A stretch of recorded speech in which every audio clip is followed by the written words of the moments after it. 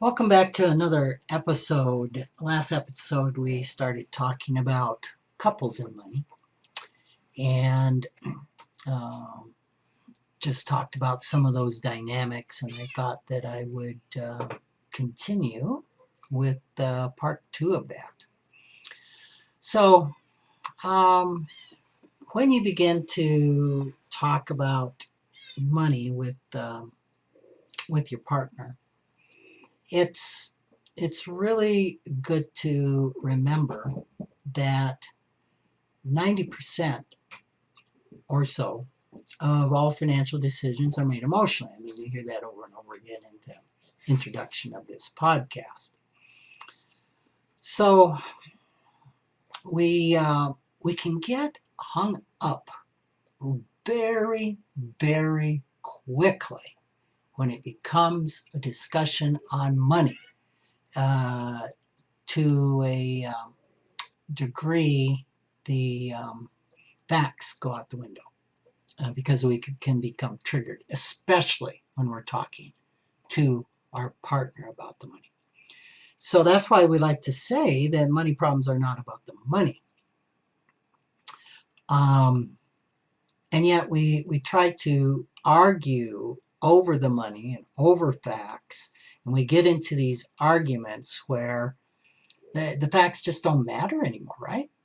And so this is what a couples therapist would call needing to focus on the process over the content. The content is you did this, you said this, here's the money, here's the data, here's the facts from my perspective, right? Because if we were really looking at facts, we wouldn't be having this engagement. So it's how does a couple fight? How does a couple fight? What's the typical pattern of the fight? They typically do this. The other typically responds this way. It typically escalates, and it typically ends with one partner walking away or however it does. Then we forget about it all and we do the dance all over again. So that is a really important thing to realize, that money fights are not about the money. Money fights are about our money scripts, which in IFS we would call our money burdens, our beliefs. And they are those parts of ourselves that really are trying to protect vulnerable and wounded parts of ourselves from keeping our vulnerabilities safe, right? Because usually when we start to drill down with a couple who are having a fight, kind of a standing fight around money, we're going to find that both of them have a good intention, for the other. But it's so very hard for the other to see that person's good intention because they're looking at the container that it's wrapped in, the wrapping. And the wrapping is often not very palatable, right? So this is one reason why it can be so helpful to have a mediator.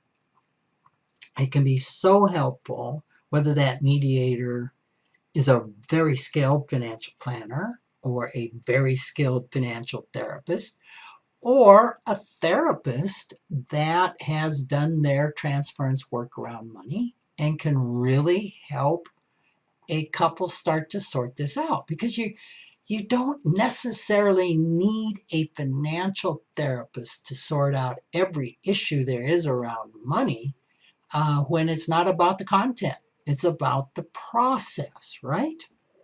So it's don't necessarily feel that if you're having issues with a partner that you've got to find a financial therapist to work this out, because first of all, there aren't too many. I don't know how many certified financial therapists there are, but there probably under 30 in the world, a really good therapist can be helpful. So what is getting into the ways of the money are our emotions, our stories, our history, our past. That is what is clashing. I would say this, there is almost always a way to work things out financially. So if you go to a financial planner and you say, here's what we're fighting about, that planner probably can say, oh, well, that's not a big deal. Here's what you need to do. Boom, boom, boom, boom, boom. Or financially, da, da, da, da. And oftentimes the financial, what do I want to say, the more obvious, correct financial thing to do. And there is often a financial right answer, but it's not necessarily the right answer. So a financial planner can say, well, here, based on what you guys are doing, do this. More times than not, it's going to line up with one of the partner's viewpoint, right?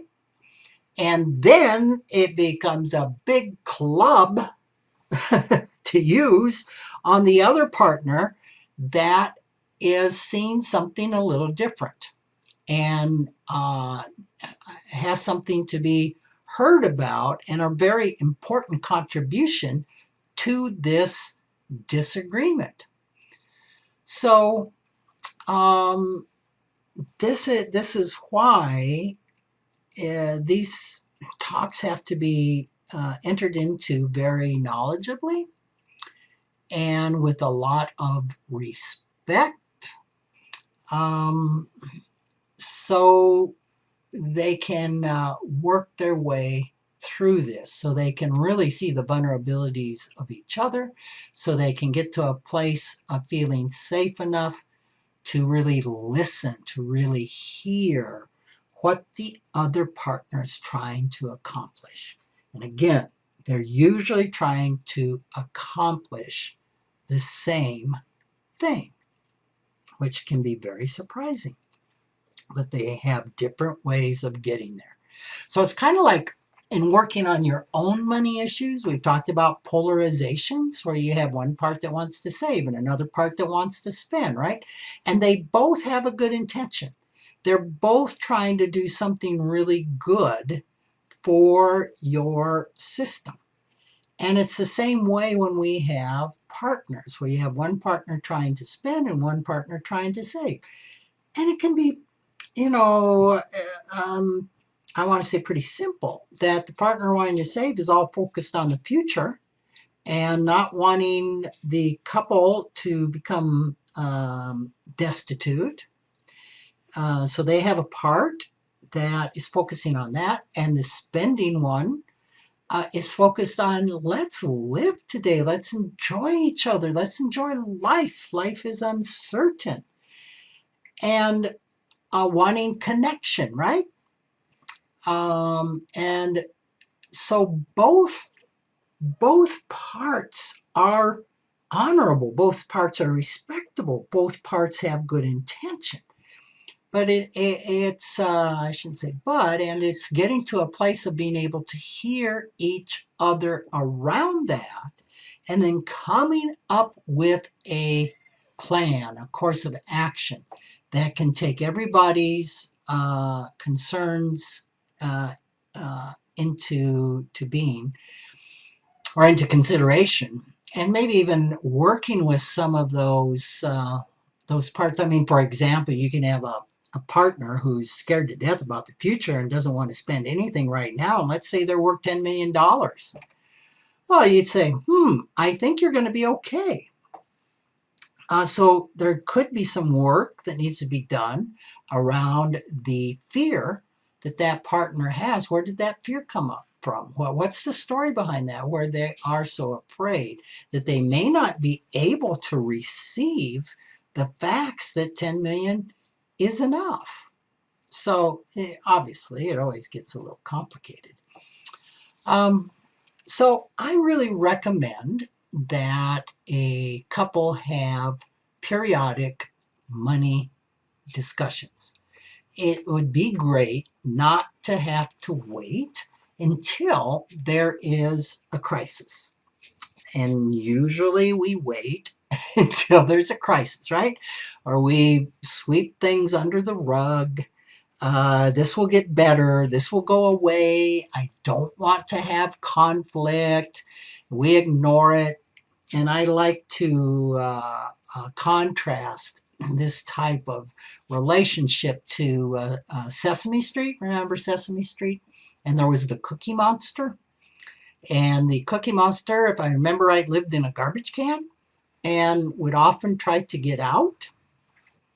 And you know, bang against the lid until it would get out. And I like to think of these festering money scripts, these festering emotions, and these vulnerable parts of us that would like to be seen, they'd like to be heard, they'd like to tell their story. And for a long time, we can sit on that garbage can and keep them locked away. But as they grow, eating cookies, they get stronger and stronger. And at some point in time, in midlife, or whoever knows when it is, they break out, right? And that's usually around the time that the crisis happens.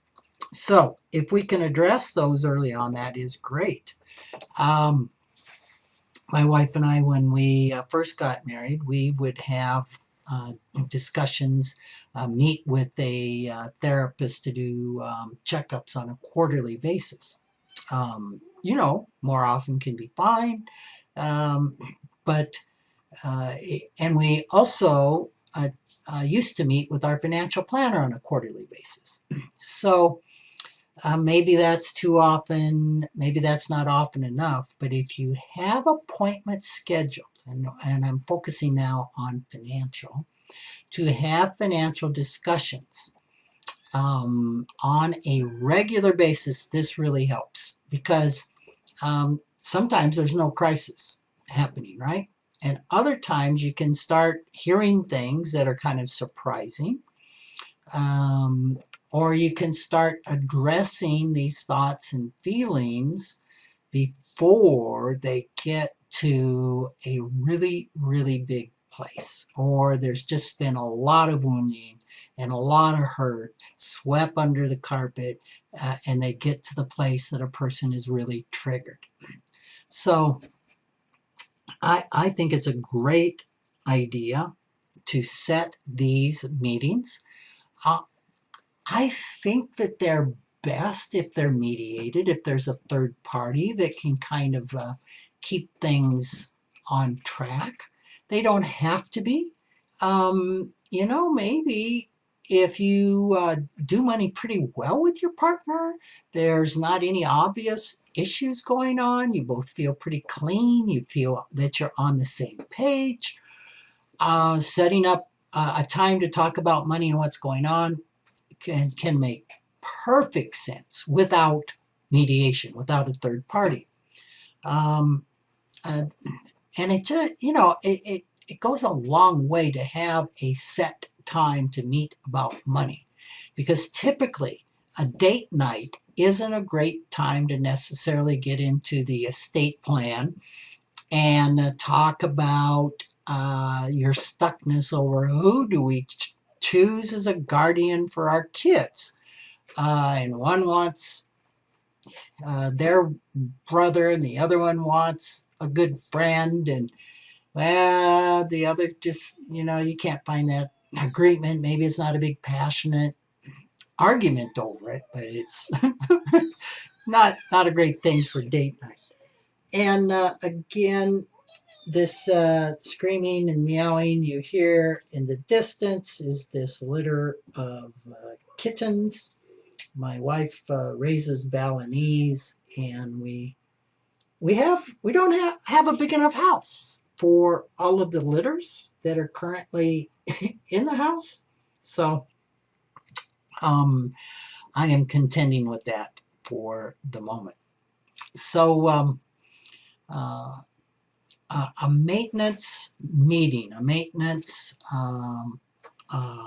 appointment on a regular basis is really, really important. It can just help us not have to contain all of the emotional energy. It can help us regulate our emotions.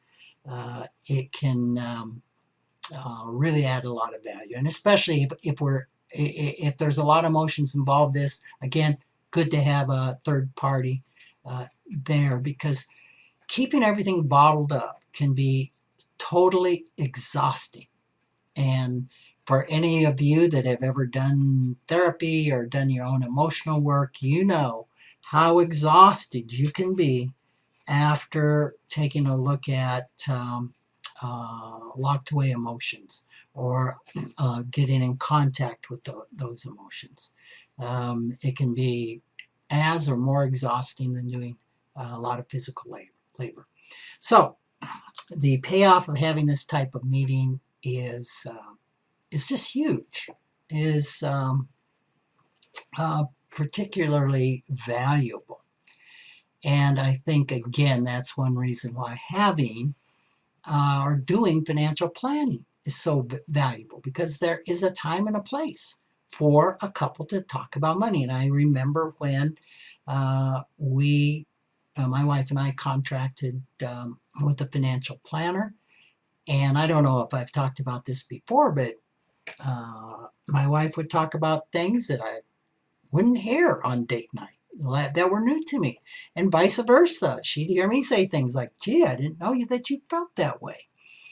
And it can be just incredibly productive to have those types of meetings.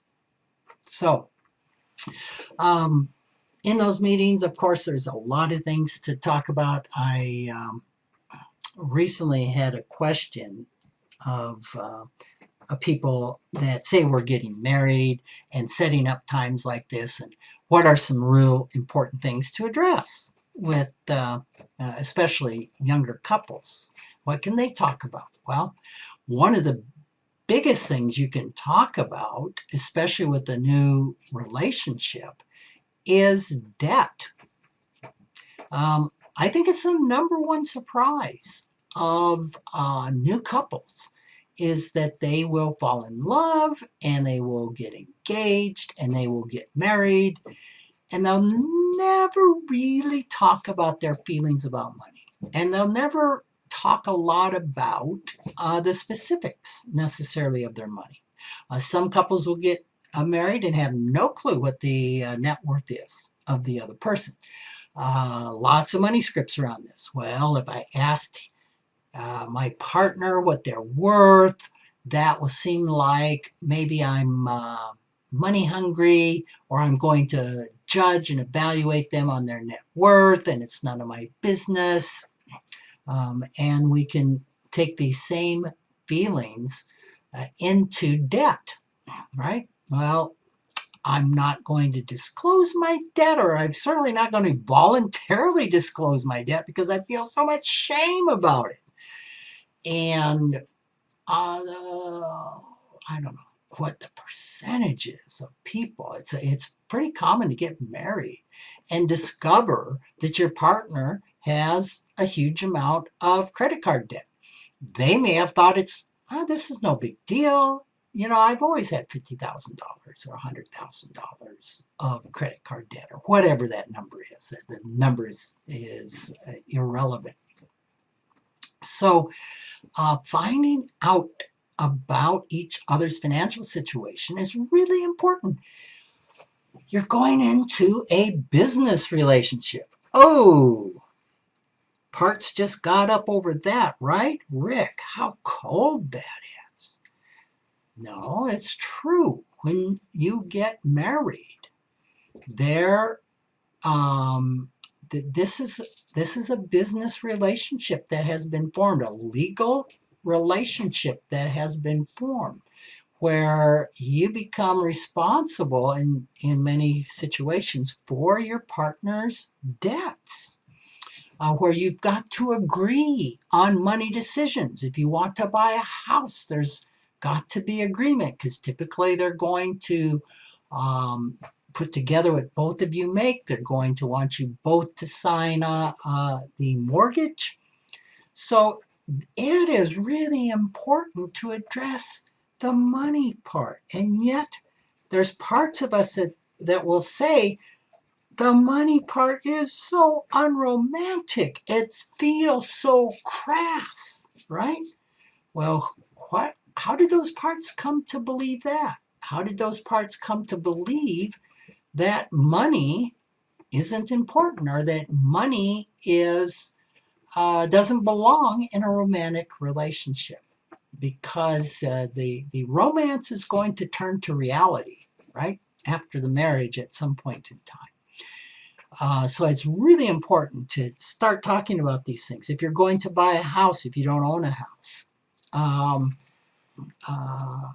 it's kind of important to know what the other person makes and what the debts are. Sometimes the other person can have judgments that could stop even qualifying for a house. And one partner may have dreams of having a house and kids, and all of a sudden discovers, wow, there is no way we can buy a house because of their past. So would it make sense to pull a credit report on your partner? Yes, absolutely perfect sense. A financial planner would say should be a requirement of getting married to pull a credit report on each partner and to know what's out there, right? So I know especially those of you that fall into the money avoidant category are probably convulsing on the floor right now. You're probably just about ready to turn me off. And you have parts of you that are like, oh my Lord, this is hard to hear.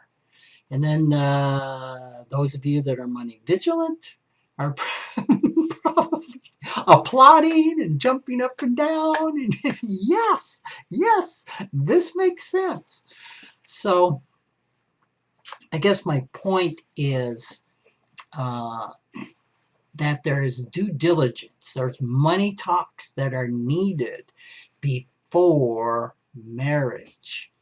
And to the best investment you could possibly make would be seeing a financial therapist and starting to have these talks. Because, I mean, just the unveiling of your financial self can be incredibly shameful, right?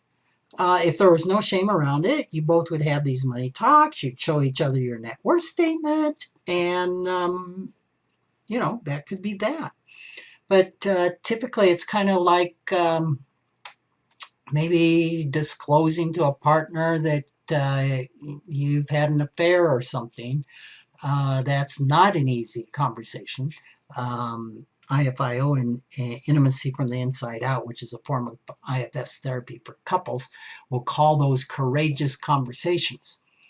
And this can be a courageous conversation when you are ready to reveal yourself financially to your partner, especially if there's some things there you feel shame about.